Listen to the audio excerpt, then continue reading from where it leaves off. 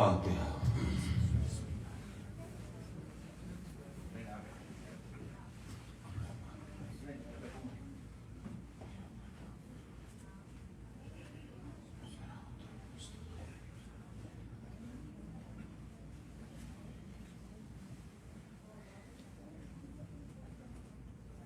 اعوذ باللہ السمیع العلیم من الشیطان اللعین الرجیم، بسم اللہ الرحمن الرحیم۔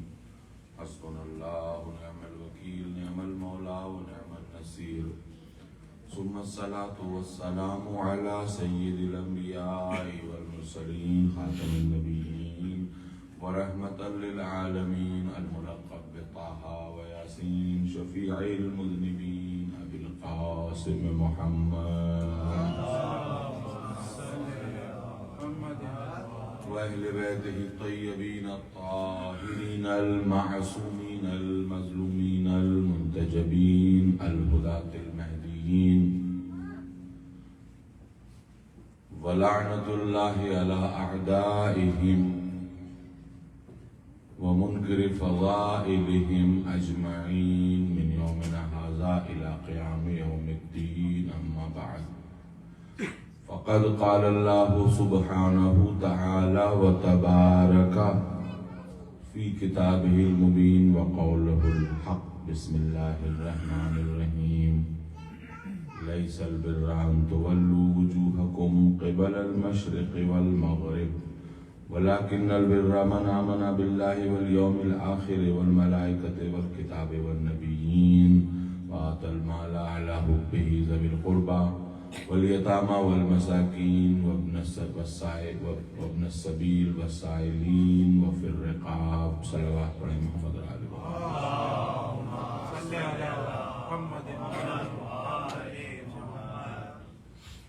حاضرین کرام، جیسا کہ ابھی آپ نے خود سماعت فرمایا، یہ اشرا دھیرے دھیرے اپنے اختتام کی طرف گامزن ہے، اور جو باتیں آپ حضرات کے ان راتوں میں نے گوش گزار کی، اور جو ان بقیہ 3 جو تقاریر رہ گئی ہیں، یعنی 7، 8 اور 9 محرم کو،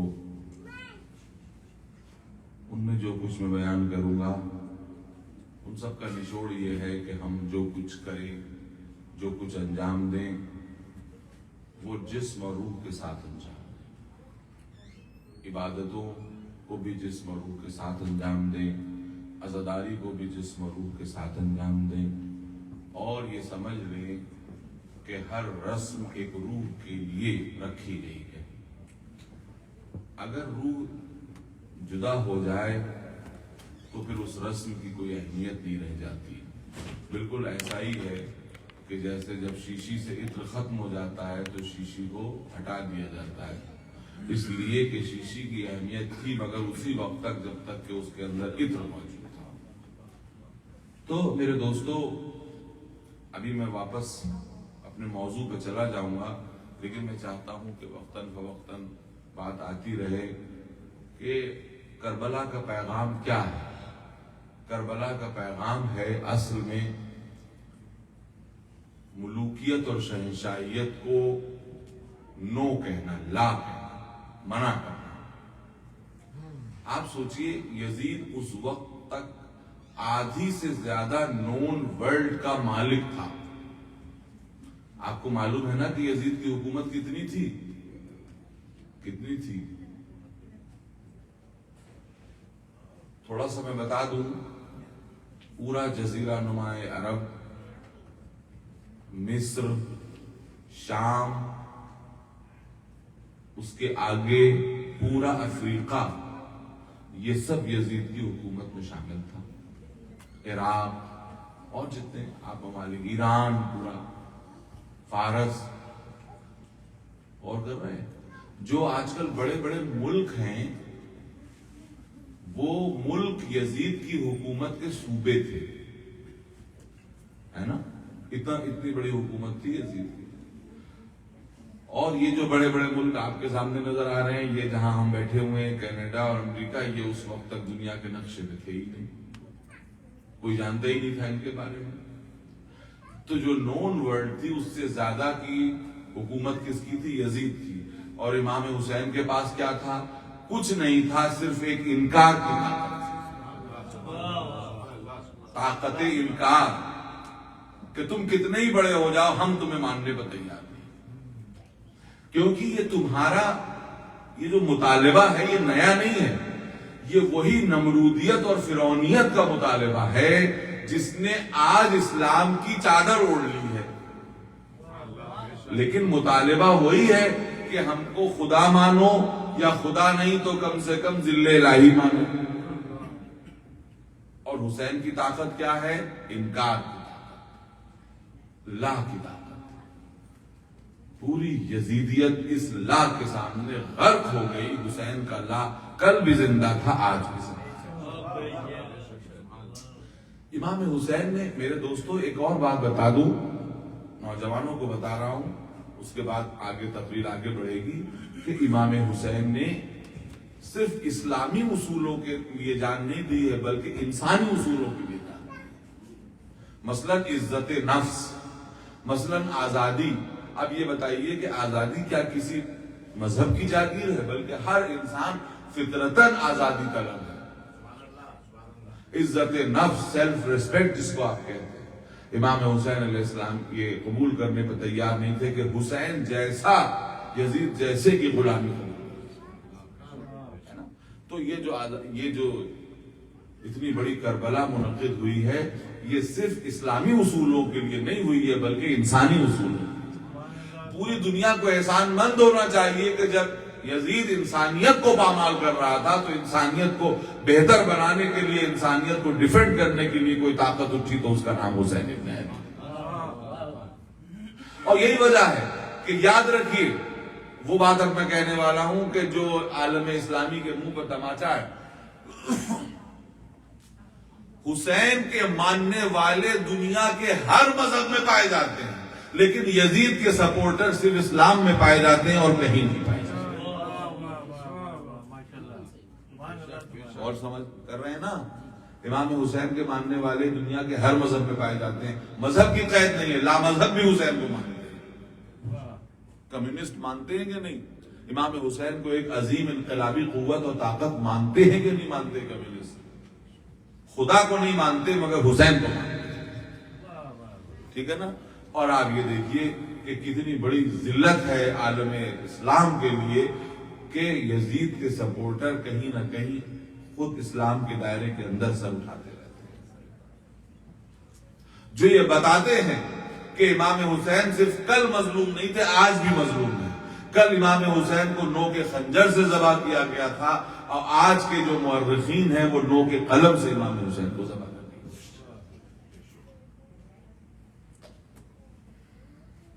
امام حسین آفاقی ہے. عیسائی کہتا ہے کہ امام حسین بہت بڑے تھے، یہودی کہتا ہے کہ امام حسین بہت بڑے تھے، ہندو کہتا ہے کہ امام حسین بہت بڑے تھے. میں امام حسین علیہ السلام کے ذکر کے طفیل میں پورے ہندوستان میں گھوما ہوں، اور میں نے ایسے ایسے عزاداری کے مناظر دیکھے ہیں کہ جو یہ آنکھیں بھلا نہیں سکتی. مثلاً ہندوستان میں ایک چھوٹا سا شہر ہے جس کا نام ہے کھمبات. کھمبات صوبہ گجرات میں. جب میں وہاں مجلس پڑھنے گیا تو پہلے تو میں نے یہ دیکھا کہ چھوٹا سا شہر ہے مگر تعزیہ اتنا بڑا تھا کہ جتنا پورے ملک میں نہیں ہوتا ہے. اور میں نے یہ دیکھا کہ وہاں پر ہندو عورتیں، میں نے اپنی آنکھوں سے دیکھا، ایک ٹرک ناریل جو ہے وہ اس امام حسین کے تعزیے کی بلیوں پر توڑا گیا ہندوؤں کے ذریعے سے. اور یہ بھی میری آنکھوں کی دیکھی بات ہے کہ ہندو عورتیں اپنے چھوٹے چھوٹے بچوں کو جلتی سڑک پہ لٹا دیتی ہیں کہ امام حسین کا جلوس ان کے اوپر سے گزر جائے گا تو ان کے اوپر رحمتوں کا نزول ہوگا. یہ میں نے اپنی آنکھوں سے دیکھا. تو میرے دوستو مجھے کہنے دیجئے کہ جب تمام مذاہب والے کہہ رہے ہیں کہ حسین اچھے تھے تو حسین جس دین کے ماننے والے تھے کیا وہ دین اچھا نہیں ہوگا؟ تو مجھے کہنے دیجئے کہ اگر اسلام کی اور بگڑی ہوئی شکلیں نہ ہوتی تو اکیلے حسین میں اتنی طاقت اور اتنا جاذبہ پایا جاتا ہے کہ وہ پوری دنیا سے اپنی حقانیت کا کلمہ پڑھتا ہے. सलवात पढ़ें मोहम्मद।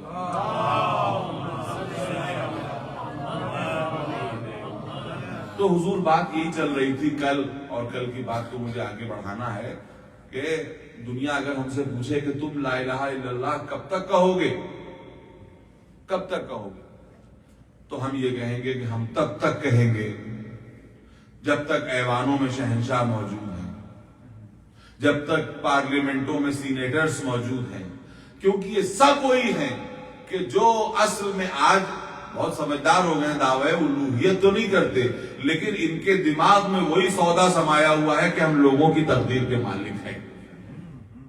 हर जगह इन सब का मकसद क्या है? अवाम का इस्तेहसाल करना। जब तक ये मौजूद हैं तब तक हम ला इलाहा इल्लल्लाह कहने पर मजबूर हैं। इसलिए कि कल ये लोग, मुतवज्जे रहिएगा मेरे नौजवान, समझे, एक एक लफ्ज के ऊपर गौर दें कि कल ये लोग जिस्मों को गुलाम बनाते थे, आज यही लोग फिक्रों को गुलाम बनाते हैं। तो जिस्म की गुलामी के लिए भी जवाब था ला इलाहा इल्लल्लाह, फिक्र की गुलामी के लिए भी जवाब है ला इलाहा इल्लल्लाह। और कल मैंने एक एतबार से कलमे की तौजीह की थी, आज मेरे दिमाग में एक और चीज आई तो मैं आपके सामने बयान करूं।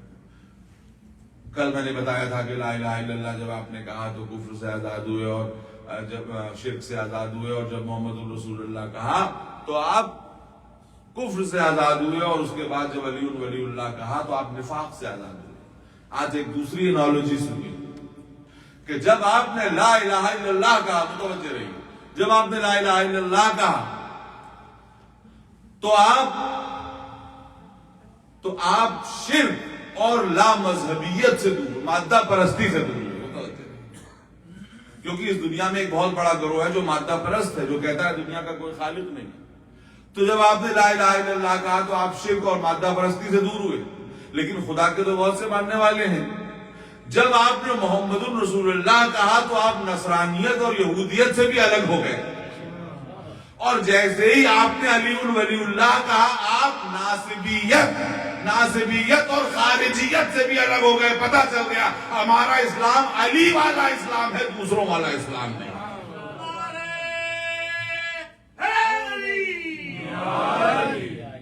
और फरमाया ना आपने, आप नासिबियत और खारिजियत से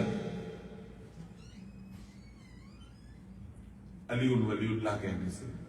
तो ये वो वैक्सीनेशन है जो आपके लगाए गए। क्या है वैक्सीनेशन? जब आपने ला इलाहा इल्लल्लाह कहा तो आप ला मजहबियत और मादा परस्ती से दूर हुए। अब एक और बात कह दूं जो थोड़ा सा और गहरी है कि अल्लाह ने इंसान की तरक्की के इम्कानात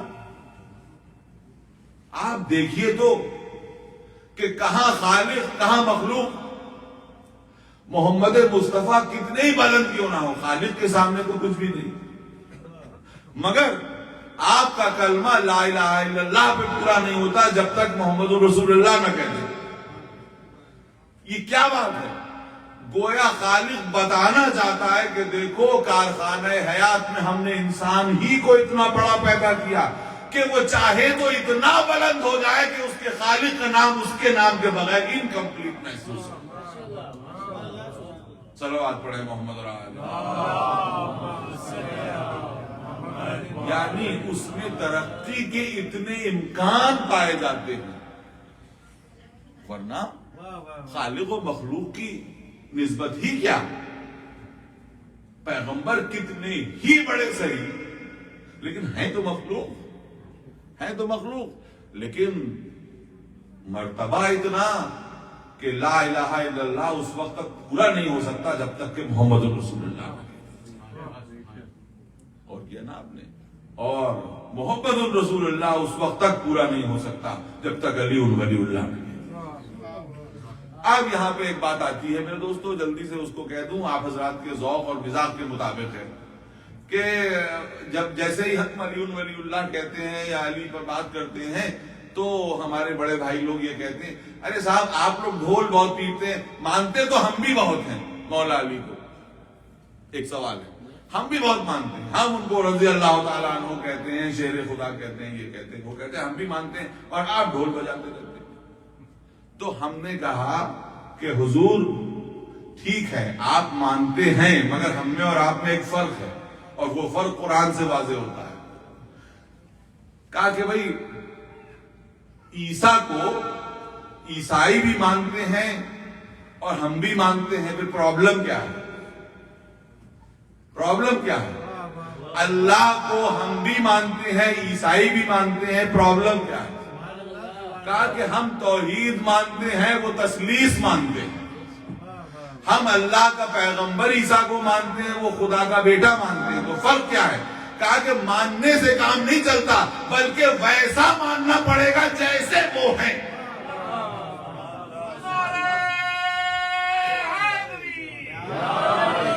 ہے نا؟ تو یہ کہنے سے کام نہیں چلے گا، ہم بھی مانتے ہیں، ویسا مانو جیسے وہ ہیں۔ تو اب کہیں گے صاحب آپ ہی بتا دیجئے کہ کیسے ہیں تاکہ ویسا ہم مان لیں۔ ہم نے کہا کہ سب سے پہلے تو تم شریک کار رسالت، ہر موقع پر جو کار رسالت ہے اس میں علی شریک ہے۔ اگر میدان جنگ میں قیادت رسول کے ہاتھ میں تو علم علی کے ہاتھ میں، سمجھ لیجئے۔ اگر میدان تبلیغ میں قیادت رسول کے ہاتھ میں تو تبلیغ علی کے ہاتھ میں، اگر تنزیل قرآن رسول کے ذمے تو تفسیر قرآن علی کے ذمے، اگر غار میں نبی تو بستر پہ علی۔ یاد رکھیے، مالک کوثر اگر نبی تو ساقی کوثر علی۔ صلوات پڑھیں محمد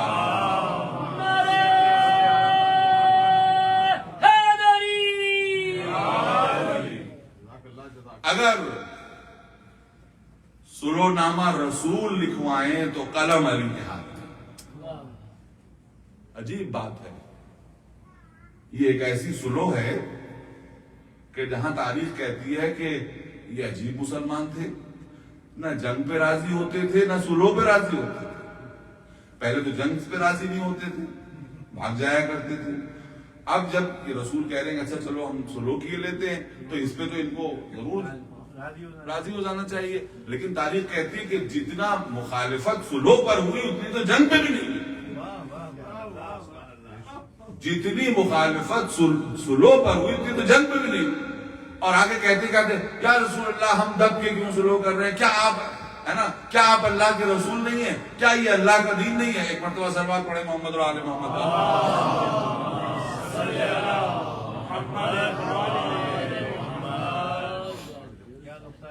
ہے کہ کیا یہ ہم اللہ کے ماننے والے نہیں ہیں؟ کیا آپ اللہ کے رسول نہیں ہیں؟ اتنا شک کیا کہ بعد میں کہتے ہیں عمر بھر صدقہ خیرات کرتا رہا اس دن کے عوض میں کہ اس دن میں نے رسالت کو شک کیا تھا۔ اس دن میں نے رسالت کو شک کیا۔ تو عجیب مسلمان ہے کہ نہ تو جنگ پہ راضی ہوتے ہیں نہ سلو پہ راضی ہوتے ہیں۔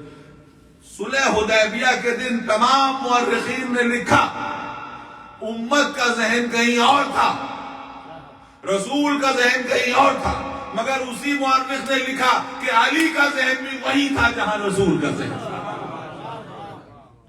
یہ ایسا سپاہی ہے کہ کل جس کے ہاتھ میں فتح کا علم ہوا کرتا تھا آج اسی کے ہاتھ میں سلو کا قلم ہے۔ نہ وہاں ہاتھوں کو جنبش تھی نہ یہاں ہاتھوں کو جنبش ہے، وہاں بھی ثبات قدم تھا یہاں بھی ثبات قدم ہے۔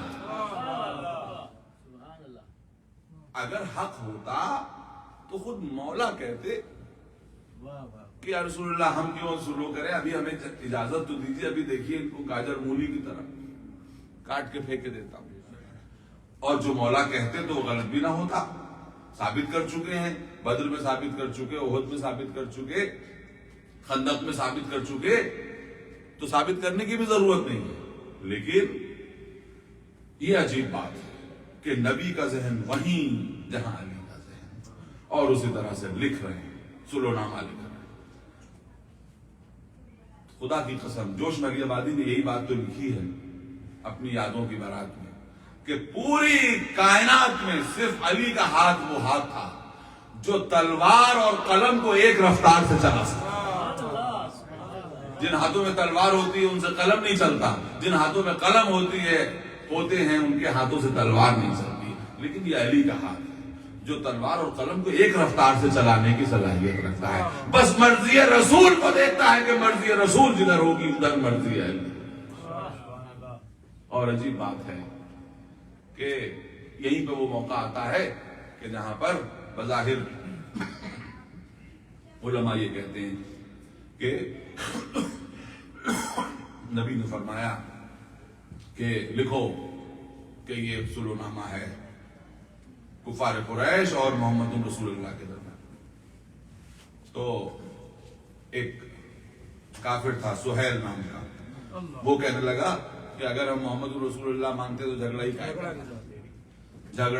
کاہے کا تھا، لہذا ہم محمد رسول اللہ نہیں مانیں گے، اس کو کاٹ دو۔ نبی نے کہا کہ اے علی کاٹ دو اسے، محمد رسول اللہ کی جگہ لکھو محمد ابن عبداللہ۔ مولا نے اس وقت قلم کو رکھ دیا، یا رسول اللہ اس کو آپ اپنے ہاتھ سے کاٹ دیجیے، اس لیے کہ میں زبان دہن سے جس چیز کا اقرار کر چکا، زبان قلم سے اس کا انکار نہیں کروں۔ قلم کی زبان سے کیسے انکار کر دوں؟ ہم اقرار کے لیے پیدا ہوئے ہیں، انکار کے لیے پیدا نہیں ہوئے ہیں۔ بس یہ جو سننا تھا کہ نبی نے اپنے ہاتھوں سے کاٹا۔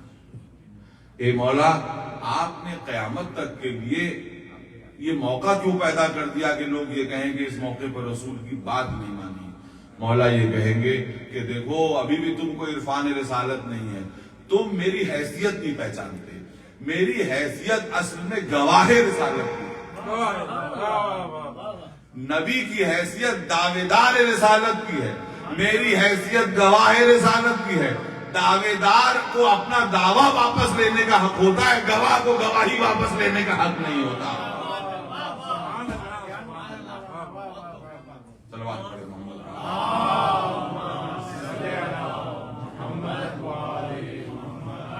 دعوے دار کو دعویٰ واپس لینے کا حق ہوتا ہے۔ مثال کے طور پر دو لوگوں کے درمیان ایک گھر کو لے کر کے مقدمے بازی ہو جائے، اور ایک آدمی یہ کہہ رہا ہو کہ گھر میرا ہے، دوسرا کہہ رہا ہو کہ گھر میرا ہے، اور ایک ساتھ گواہی دے آ کر کے کہ نہیں میری گواہی یہ ہے کہ گھر ان کا ہے۔ اب جو دعوے دار ہے، جج نے فیصلہ بھی کر دیا، تو اس کو یہ حق حاصل ہے کہ وہ یہ کہے کہ میں دعوے دار تھا لیکن اب میں نہیں لے رہا ہوں یہ گھر، ان کو سونپ دیا جائے۔ تو دعوے دار کو دعویٰ واپس لینے کا حق ہے، لیکن اگر گواہ گواہی واپس لے لے تو جھوٹا ٹھہرایا جائے گا، جیل ہو جائے گی۔ معلوم یہ ہوا کہ دعوے دار دعویٰ واپس لے سکتا ہے، گواہ اپنی گواہی واپس نہیں لے سکتا۔ تو مولا یہ کہہ رہے ہیں کہ جس کی گواہی ذوالعشیرہ کے دن دے چکا، اس گواہی کو میں پلٹ نہیں سکتا کسی موقع پر۔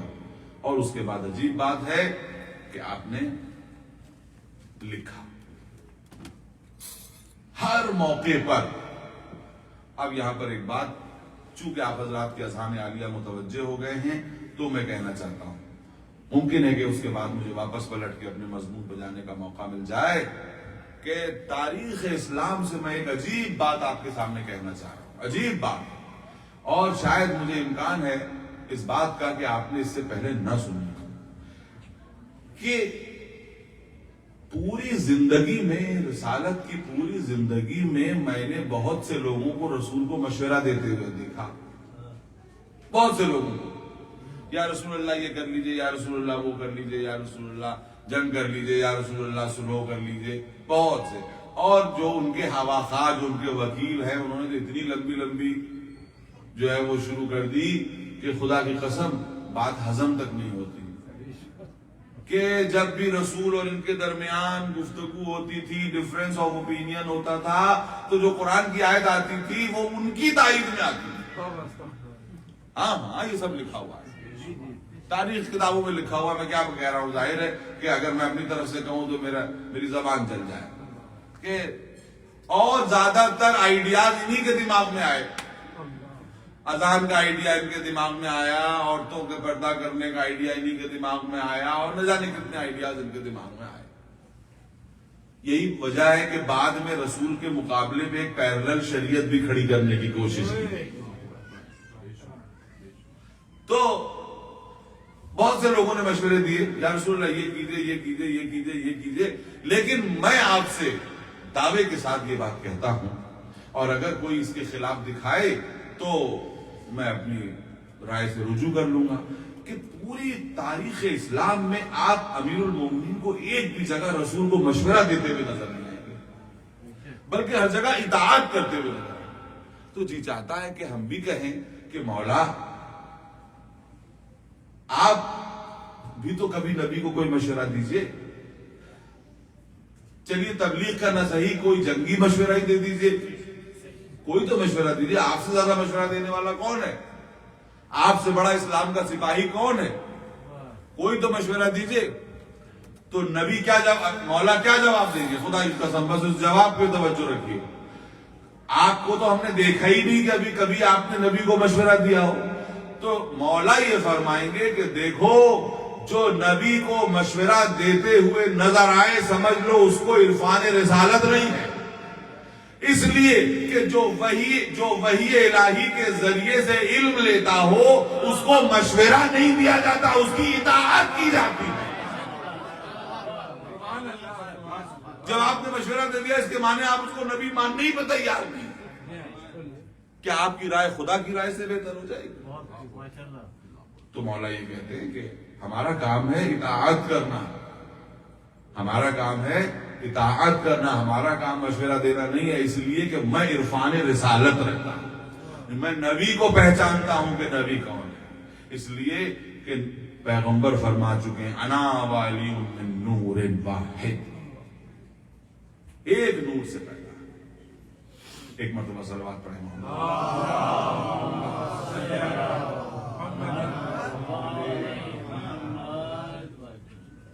کلمے کے تعلق سے چند باتیں چل رہی ہیں، توحید کے راز و نیاز ہیں، راز و نکتے ہیں۔ یہ جب کچھ نہ تھا تو سب سے پہلے قدرت نے کس کو پیدا کیا؟ ان کو پیدا کیا۔ کچھ نہ تھا، نہ زمین نہ آسمان نہ چاند نہ سورج، کچھ نہیں تھا، عدم کا عالم تھا۔ اب میں آپ سے ایک بات کہنا چاہتا ہوں میرے دوستو، سنیے گا۔ کوئی شاعر کتنا ہی بڑا شاعر کیوں نہ ہو، جب تک شعر کہے گا نہیں تب تک شاعر کہلائے گا نہیں۔ صلاحیت ہے مگر جب تک صلاحیت کا اظہار نہ ہو تب تک وہ فنکار کہلائے گا نہیں۔ ہے موجود، پوٹینشیلی وہ شاعر ہے، لیکن بالفعل وہ شاعر تب ہوگا جب شعر کہے گا۔ کوئی کتنا ہی بڑا انجینئر کیوں نہ ہو، جب تک کوئی عمارت کمپلیٹ نہیں کرے گا تب تک اس کے فن کا اظہار نہیں ہوگا۔ اب یہ دیکھیے کہ آپ کو معلوم ہے نا کہ خدا کی ذات اور صفات ایک ہیں، اس کے پاس تمام صفات تھی، وہ خالق بھی تھا، وہ عالم بھی تھا، وہ رازق بھی تھا، وہ معبود بھی تھا، وہ مسجود بھی تھا، مگر اس کی کسی صفت کا اظہار نہیں ہوا تھا۔ جب کچھ تھا ہی نہیں تو اظہار کہاں سے ہوتا؟ اب حدیث قدسی کیا ہے کہ کنتو کنزن مخفیہ، میں ایک چھپا ہوا خزانہ تھا، میں نے چاہا کہ میں پہچانا جاؤں تو میں نے محمد اور آل محمد کے نور کو پیدا کیا۔ جب سب سے پہلے اس نے اس نور کو پیدا کیا تب اس کی خلاقیت ظاہر ہوئی، اس سے پہلے وہ خالق تھا مگر خلاقیت نہیں تھی۔ جب اس نے پیدا کیا تب خالق کہلایا، جب انہوں نے سجدہ کیا تو وہ مسجود کہلایا، جب انہوں نے عبادت کی تو وہ معبود کہلایا، جب انہوں نے رزق لیا تو وہ رازق کہلایا۔ اس کے معنی یہ ہیں کہ اللہ کی صفات کا اظہار ان کی وجہ سے ہوا، ان کی وجہ سے پہلے صفات کا اظہار ہوا۔ تو جس کی وجہ سے اللہ کے صفات کا اظہار ہو، اگر ان کی ذات اللہ کی صفات کا مظہر بن جائے تو تعجب کی کیا بات ہے؟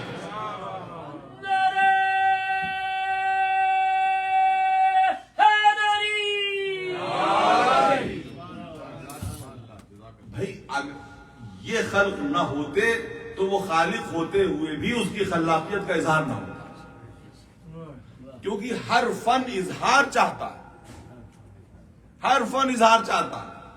کسی کو آپ اس وقت تک شاعر کہہ ہی نہیں سکتے جب تک کہ وہ شعر نہ کہے۔ آپ یہ کہیں کہ نہیں صاحب ان کے دماغ میں تو بہت سے اشعار چھپے ہوئے ہیں، दिमाग में अशार का छुपा होना और है, बाहर आना और है ना। तो वो खालिक था, मगर इनकी खिलकत से उसकी खलाकियत जाहिर हुई, उसकी क्रिएटिविटी जाहिर हुई। वो राज़िक था मगर कोई रिस्क लेने वाला ही नहीं था, तो वो राज़िक कैसे कहलाता। तो तमाम सिफात जाहिर हुई इनकी वजह से। तो इन्होंने भी अपनी ज़वात मुक़द्दसा को इतना बुलंद किया कि कुदरत ने कहा कि देखो, तुम सूरज से आंखें नहीं मिला सकते। अगर मेरा इल्म देखना हो तो इनके इल्म को देखो, अगर मेरा रहम देखना हो तो इनके रहम को देखो, अगर मेरी कुदरत देखना हो तो इनकी कुदरत को देखो, अगर मेरी इज्जत को देखना हो तो इनकी इज्जत को देखो, मेरी सिफात को देखना हो तो इनके पर्दों में देखो, तो तुम्हें खुदा भी मिल जाएगा, खुदाई भी मिल जाएगी। सलावत पढ़े मोहम्मद और आले।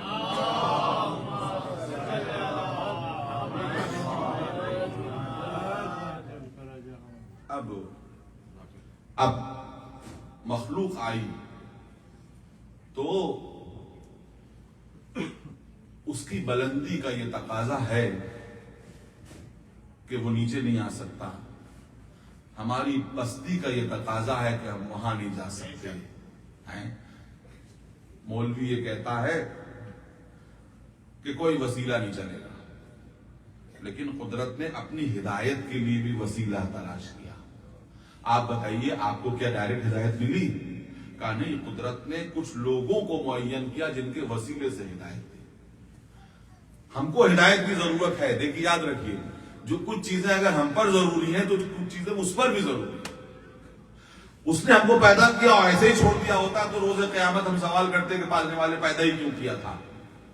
ये बिल्कुल ऐसी ही बात है कि अगर कोई इंसान किसी बच्चे को पैदा करे और उसके बाद उसे नाली में छोड़ दे, और जब वो बच्चा बड़ा होगा तो क्या वो उसको बाप तस्लीम करेगा?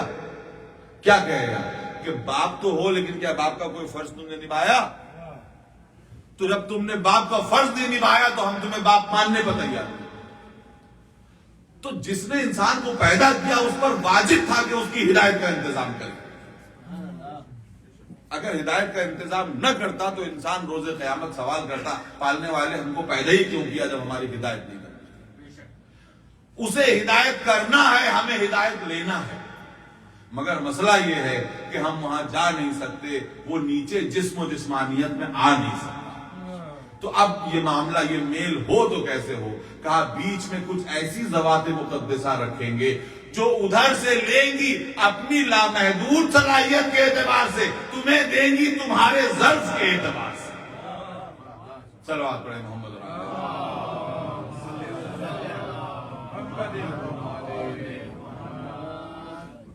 ये बिल्कुल ऐसी बात है जैसे एक उस्ताद है, या जैसे मिसाल के तौर पे एक आलिम दीन है, तो जो इल्म दीन की असली किताबें हैं वो तो सब अरबी फारसी में, आवाम समझते हैं मसलन उर्दू और अंग्रेजी। तो अब ये मेल हो तो कैसे हो? तो कहा कि बीच में एक ऐसे आदमी की जरूरत है कि जो उधर की जबान भी जानता हो, इधर की जबान भी जानता हो,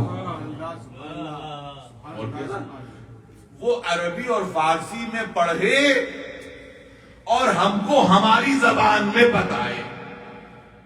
और क्या ना, उधर से ले अपनी सलाहियत के एतबार से, हमें बताए हमारी सलाहियत के एतबार से। बस अंबिया और आइम्मा का यही मामला है कि उधर से लेते हैं अपने एतबार से, हमको देते हैं हमारे। इसीलिए इनकी शख्सियत का एक सिरा उधर से जुड़ा हुआ है, एक सिरा इधर से जुड़ा हुआ है। जब कोई उधर से जुड़े हुए सिरे को देखता है तो उनको खुदा के मुशाबे कर देता है, जो इधर से जुड़े हुए को देखता है अपने जैसा कह देता है ना, अपने जैसा कह देता है। मगर कुदरत ये कहना चाहती है कि देखो, जब ये मस्जिद में मुसलमानों के दरमियान आम आदमी बन के बैठ जाए तो समझ लेना ये सिरा इधर से जुड़ा हुआ है, और जब अपनी उंगली के एक इशारे से चांद के दो टुकड़े कर दें तो समझ लेना ये सिरा उधर से जुड़ा हुआ है। जब मस्जिद में जौ की रोटी घुटने से दबा के तोड़ के खाते हुए नजर आए तो समझ लेना कि ये सिरा बशरियत से जुड़ा हुआ है। جب 2 انگلیوں سے باب خیبر کو اکھاڑ دے تو سمجھ لینا یہ سرا الوہیت سے جڑا ہوا ہے۔ اور یاد رکھیے کہ جب زیر خنجر گلا کٹ جائے تو سمجھ لینا یہ سرا بشریت سے جڑا ہوا ہے، اور جب نو کے نیزہ پر قرآن کی تلاوت کرے تو سمجھ لینا یہ سرا ادھر سے جڑا ہوا ہے۔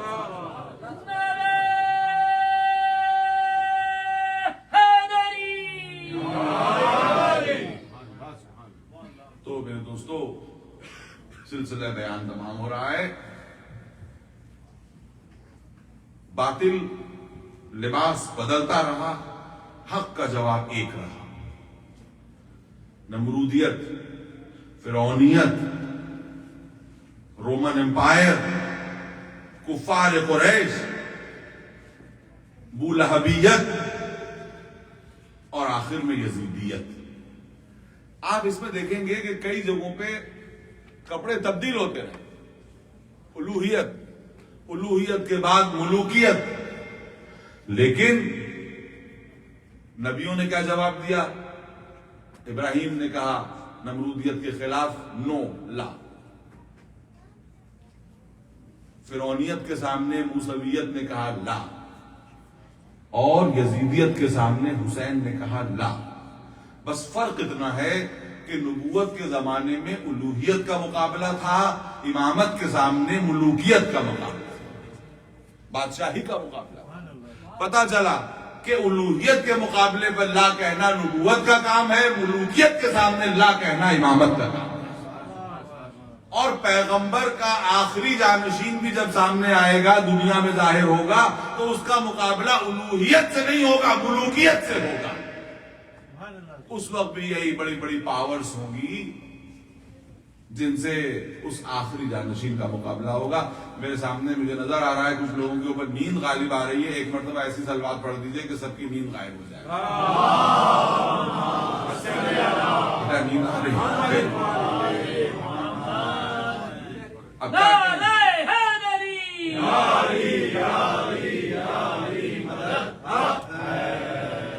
کیا کریں، ہماری تقریری اتنی بورنگ ہے کہ جو سامعین کو نیند آنے لگتی ہے۔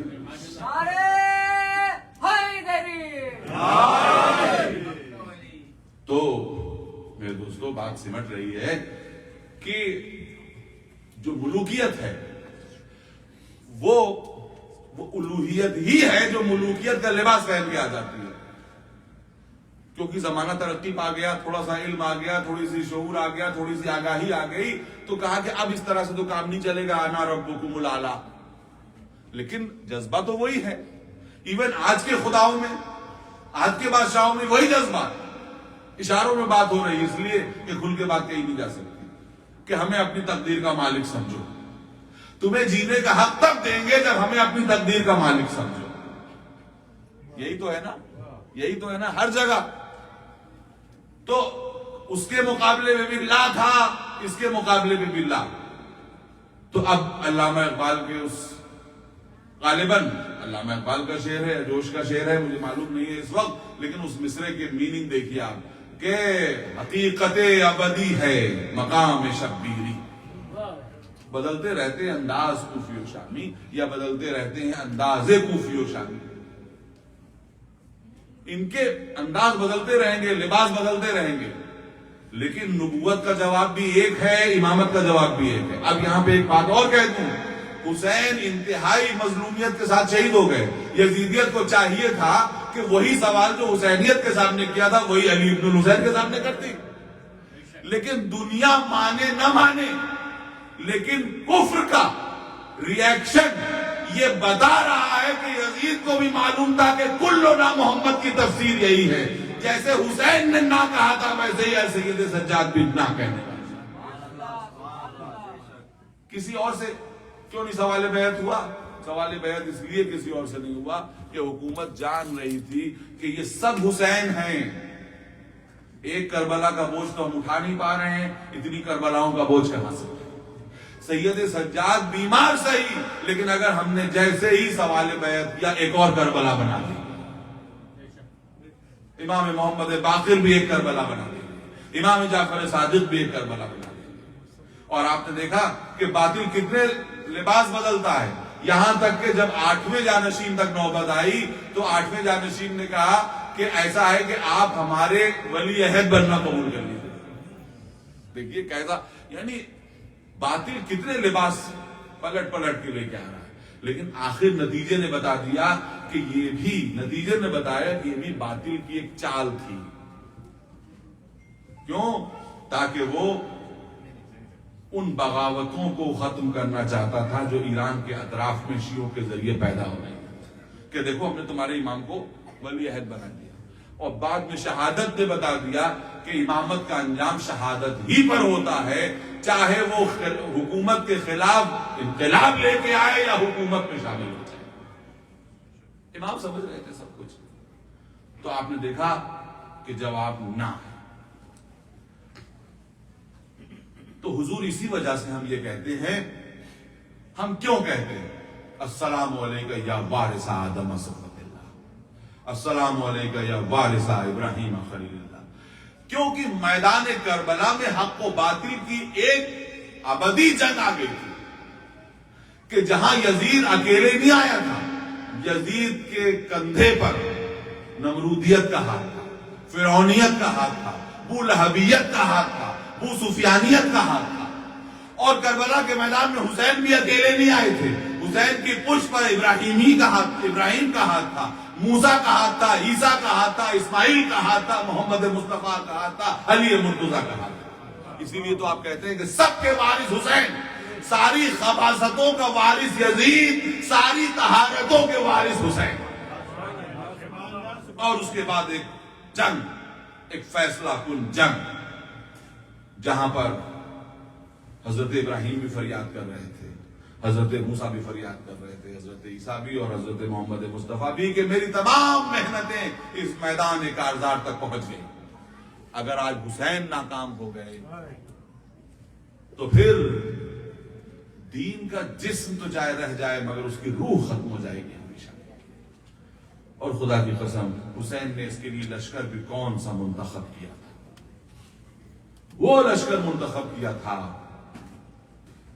کہ جس میں عورتیں تھیں تو اس منزل کی کہ جن کو ثانی زہرا اور ان کے مثل کہا جاتا، مرد تھے تو اس منزل کے کہ مورخ نے لکھا کہ سب حسین نظر آ رہے، بچے تھے تو اس منزل کے کہ جس ایک بچے کی شہادت کا حال میں نے کل رات پڑھا تھا، ایک بچے کی شہادت کے بارے میں آج دوپہر میں نے آپ کے سامنے بیان کیا. اور ایک بچہ اور ہے جس کا حال پڑھنے کو دل چاہتا ہے. آپ کو معلوم ہے نا کہ یہ کربلا ابدی جنگ تھی، اسی وجہ سے پنجتن میں سے ہر ایک یہ چاہتا تھا کہ ہمارا ایک نمائندہ کربلا میں موجود ہے. حضرت زہرا موجود تو نہ تھی لیکن اپنا نمائندہ کس شکل میں کربلا میں بھیجا تھا؟ ثانی زہرا. پیغمبر کے نمائندے خود حسین. امیر المومنین اپنے بھائی عقیل سے کیا کہتے ہیں کہ بھیا عقیل کوئی ایسا بہادر گھرانہ تلاش کرو جس سے میں عقد کروں اور ایک ایسا بہادر بچہ پیدا ہو جو کربلا میں اس میرے حسین کے کام آ سکے. معلوم یہ ہوا کہ مولا کو معلوم ہے کہ میں تو کربلا میں نہ رہوں گا، تو میں ایک ایسا نمائندہ بھیج دوں جو میری طرف سے کربلا میں شہید ہو جائے. تو بڑے نواسے حسن مجتبیٰ کو بھی یہ شدت سے خیال تھا. یہی وجہ ہے کہ جب آخری وقت آیا، جب کلیجے کے ٹکڑے کٹ کٹ کے تشت میں گرنے لگے، تو آپ نے اپنے کمسن بچے کو بلایا، جس کے لیے کہا روایات میں ہے کہ اس کی عمر 1 سال بھی نہ تھی. بچے کی بھولی بھولی صورت کو دیکھ کر کے امام نے گریہ فرمایا کہ اس موقع پر میرا بچہ یتیم ہو رہا ہے، اور ایک مرتبہ ایک تعویذ لکھ کر کے بازو پر باندھ دیا کہ اے بیٹا قاسم، میدان کربلا میں تو نہ رہوں گا لیکن میری طرف سے اپنی جان اب میرے بھائی حسین پر قربان. آپ نے دیکھا کہ پنجتن سب شریک ہونا چاہتے تھے اس جنگ. تو اس معصوم سے بچے کو امام حسن نے ذخیرہ کیا تھا. اللہ اکبر. آپ کو معلوم ہے کہ یہ بچہ کیسا بچہ ہے کہ جس کا باپ 1 سال کی عمر میں دنیا سے چلا گیا اور گویا اس نے امام حسین کو ہی اپنا باپ سمجھا. اور امام کو بھی یہ بچہ اتنا عزیز ہے کہ ہر موقع پر کلیجے سے لگا کے رکھتے ہیں. शब आशूर, बस मेरे दोस्तों मुतवज्जे हो जाइए, मुतवज्जे हो जाइए, ये क़यामत खेज तारीख है और क़यामत खेज शहादत है। बस इतना और बता दूं आपको कि आज 7 मुहर्रम है। ये वो तारीख है कि आज की तारीख से हुसैन के खैमों में पानी बिल्कुल खत्म हो गया और हर कोने से अल-अतश की सदाएं बुलंद हैं। अल्लाह अकबर। मैं आपको बता रहा था कि शब आशूर इमाम हुसैन ने एक मजलिस बर्पा की। उस मजलिस का हाल इंशाअल्लाह मैं शब आशूर पढ़ूंगा आपके सामने। बस अभी इतना बताना चाहता हूं कि जब इमाम हुसैन लोगों को शहादत की खबर सुना चुके तो एक छोटा सा बच्चा खड़ा हुआ और वो कहता है कि ए चचा, क्या फहरिस्त शुहदा में हमारा नाम नहीं है? बस एक मर्तबा इमाम ने बच्चे की भोली सी शक्ल को देखा और एक मर्तबा सीने से लगा के एक सवाल कर लिया कि या बुनैया कई फल मौत इंदका, ए चचा की जान ये बता दो कि मौत तुम्हारे नजदीक कैसी है? बस एक मर्तबा खुदा की कसम ये खानदान बनी हाशिम का बच्चा है और मैं आपसे हाथों को जोड़ के ये कह रहा हूं कि आज अपने बहते हुए आंसुओं को न रोकिएगा, इसलिए कि एक यतीम बच्चे का मातम करने के लिए आप जमा हुए हैं। कि बच्चे ने फौरन कहा कि या माँ अल मौतो इंदी अहला मिनल असल, ए चचा मौत तो मेरे नजदीक शहद से भी ज्यादा शीरी है। अल्लाह अकबर। जिस मौत के सामने आते ही बड़े बड़े लोगों की पिंडलियां कांपने लगती हैं, बनी हाशिम का बच्चा कह रहा है कि मौत मेरे नजदीक शहद से ज्यादा शीरी है। अल्लाह अकबर। हुसैन ने इस बच्चे को कलेजे से लगाया और ये कहा कि बेटा कल तू भी शहीद होगा और तेरा भाई भी शहीद होगा, अली असगर जो झूले में है। बस ये सुनना था कि गैरत को जोश आ गया। कहा चचा मेरा भाई तो झूले में, वो कैसे शहीद हो सकता है? अरे क्या अश्किया खैमे में आ जाएंगे? ए कासिम तुम ये बर्दाश्त नहीं कर सकते थे कि अश्किया खैमे में आ जाए? जरा बाद असर आके हुसैन के खैमों को देखो, चारों तरफ आग लगी हुई है। सैदानियां एक खैमे से दूसरे खैमे, दूसरे खैमे से तीसरे खैमे। जज़ाकुम रब्बुकुम। आपने गिरिया किया, आपको किसी गम में न रुलाए सिवाय गम हुसैन के। सुबह आशूर आ गई, एक जाता है दूसरे का जनाजा आता है, एक जाता है दूसरे का जनाजा आता है। ये मासूम बच्चा एक तरफ बैठा हुआ है। यहां तक कि एक मर्तबा जब देखा कि आइजा की बारी आ गई तो ये बच्चा भी हाथों को जोड़ के आगे बढ़ा, ए चचा अब मुझे भी मरने की इजाजत दीजिए। हुसैन इस यतीम भतीजे को मरने की इजाजत कैसे दें? एक मर्तबा इमाम ने गले लगाया, इतना रोए खुदा की कसम के गश आ गया। एक तरफ कासिम को गश आ गया, एक तरफ हुसैन को गश आ गया। गश से फाका हुआ तो बच्चा एक कोने में जाके मायूस बैठ गया। नागात ध्यान आया कि बाप ने मरते वक्त कोई तावीज मेरे शाने पर बांधा था। एक मर्तबा खोला तावीज, उसमें लिखा हुआ था 2 खत थे, एक खत हुसैन के नाम, एक खत कासिम के नाम। ए बेटा कासिम, जब करबला में मेरा भाई जो लश्कर अजीज में गिर जाए तो तुम मेरी तरफ से अपनी जान का नजराना पेश कर देना। और इमाम के लिए खत है, भैया हुसैन जब कासिम इजाजत के लिए आए तो उसको रोकना नहीं। दोनों खत लेके गए, भाई की तहरीर को देखा, अब क्या जवाब दे। अज़ादारों बस यहाँ पे एक रवायत मिलती है कि हुसैन ने भाई की वसीयत को पूरा करने के लिए, इसीलिए आज यहाँ उस मासूम शहजादे की मेहदी की ज़ियारत आप करेंगे। क्या था कि इमाम ने एक रस्म अदा की कि अपनी बच्ची का अक़्द इस मासूम शहजादे के साथ। तो जो मुहावरा है ना, एक शब की दुल्हन, वो एक शब की दुल्हन नहीं थी बल्कि चंद लम्हों की दुल्हन थी। इमाम चाहते थे कि अपनी बच्ची को, खुदा की कसम इसमें न जाने कितनी हिकमतें पोशीदा थी वो मैं बता नहीं सकता इस वक्त, इसलिए कि इस वक्त मुझे शहादत पढ़नी है। उस रस्म को अदा करने के बाद इमाम ने अजीब एहतमाम किया। एक कुर्ता पहनाया और उस कुर्ते के गरिबान को चाक कर दिया, एक अमामा पहनाया और उसके दोनों सिरे कफन की तरह सीने पर छोड़ दिए। जी चाहता है पूछूं कि मौला क्या इस बच्चे को आप अपनी जिंदगी ही में कफन दे रहे हैं? बस रवायत ये कहती है कि हमीद इब्न मुस्लिम ये कहता है कि मैंने देखा कि एक बच्चा मैदान जंग की तरफ चला जिसके जूते के तस्मे खुले हुए थे और ऐसा महसूस होता था जैसे बदलियों में से 14वीं रात का चांद निकल आया। मैं कहता हूं कि जब दुश्मन की नजर में चांद था तो उम्मे फरवा की नजर में क्या होगा? वो حسین کی نظر میں کیا ہوگا؟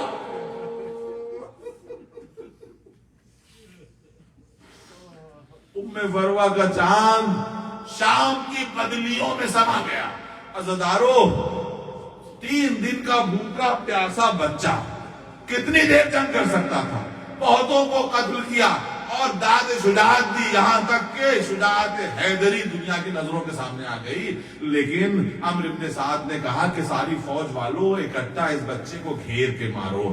میرے دوستو، یہ 13 برس کا بچہ اور بھاگی ہوئی فوج پلٹی، کوئی تلوار مارتا ہے، کوئی نیزہ مارتا ہے، کوئی پتھر مارتا ہے، یہاں تک کہ زخموں سے چور ہو کے روایت کہتی ہے کہ جیسے ہی یہ بچہ زمین پہ گرنے کو ہوا، اس نے آواز دی، بس متوجہ رہیے گا میرے دوستو، یا ماں ہو ادرکنی، یا ماں ہو ادرکنی۔ مگر اس بچے کے لیے خصوصیت کے ساتھ روایتوں میں ہے کہ جیسے ہی حسین نے حملہ کیا تو فوج اس طرح سے بھاگی کہ گھوڑے کی ٹاپوں کے بیچ اس بچے کا جسم نازنین آ گیا۔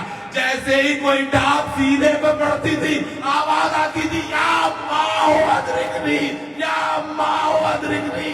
لیکن جب حسین پہنچے تو جنازہ پامال ہو چکا تھا۔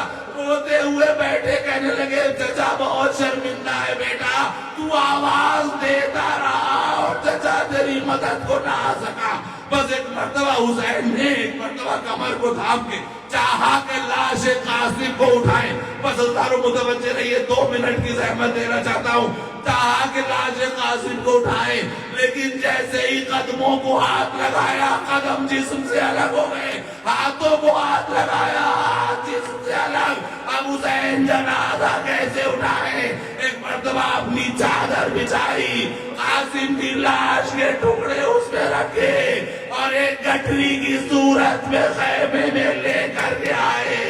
ارے اس کو غریب ماں کو لے کے آؤ جس کا بچہ اس طرح سے پامال ہوا۔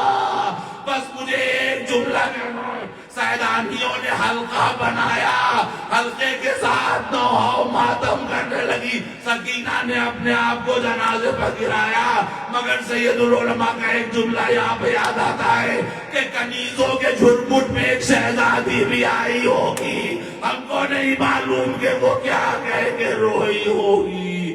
واہ قاسمہ، واہ محمدہ، واہ علیہ۔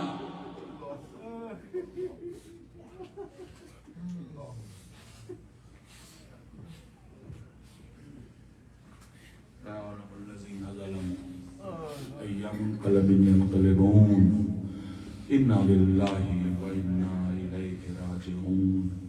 رضا بالقضاء پالنے والے ہماری اس مختصر سی عبادت کو قبول فرمائے، پالنے والے ہمارے آنسوؤں کو رومال حضرت زہرا میں جگہ عطا کر دے، پالنے والے ہمارے نوجوانوں اور بچوں کو جناب قاسم کا صدقہ راہ راست کی توفیق عطا فرما دے، پالنے والے ہمارے بیماروں کو شفا عطا کر دے، پالنے والے ہمارے مومنین کی جان مال عزت آبرو کی حفاظت فرما، پالنے والے حضرت حجت کے ظہور میں تاجیل فرما، ہم سب کو ان کے اعوان و انصار میں شامل فرما۔